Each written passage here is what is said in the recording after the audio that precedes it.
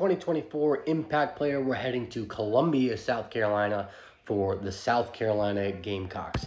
And who are we talking about here? We're talking about LaNorris Sellers.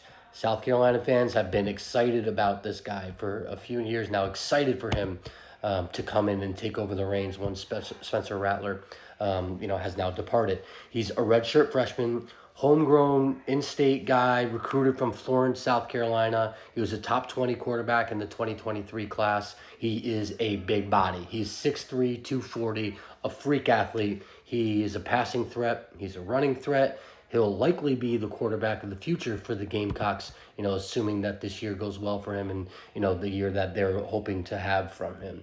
So, I have a lot of high hopes for him to be successful this year, and I think he can be. The one question I want to ask and talk about here is who's going to be that receiver threat for LaNorris? Potentially it's got to be Nick Harbor. That's the main guy I can think of, who is also a 5-star freak athlete out of the DC area. Now, he's a little bit unproven at this level, but he is just an absolute freak when you just see him walking. Like, you can tell he's just a freak athlete. But, South Carolina has had great receivers, like a really solid wide receiver one over the past few years with, Xavier Legette and, Juice Wells from last year. So who's going to step into that role this year? It's got to be Nick Harbor to help out LaNorris Sellers.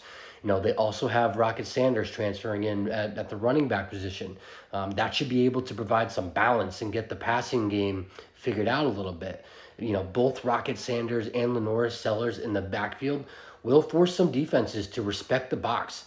Their biggest question will be their, offensive line, which has been a big question for them the past couple of years. But they got some serious playmakers in the backfield. So if they can get Nick Harbor humming as a threat to receiver, they got LaNorris Sellers with his legs and arm, and then also Rocket Sanders there. That's some dangerous weapons that South Carolina has to work with this year.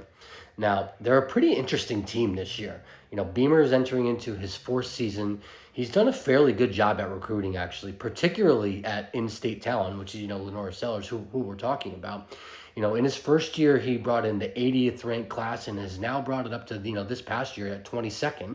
And the year before that, he was 16th. So he's actually done a really great job in recruiting the high school ranks. And this year in the transfer portal, he finished out at 15. So, like I said, he's done a pretty good job in recruiting. The on-field results haven't been there from last year, but he has, overachieved in the first, couple of years. So I don't think he's necessarily on the hot seat this year, but I do think that he has a lot to prove and maybe some pressure, going into this year.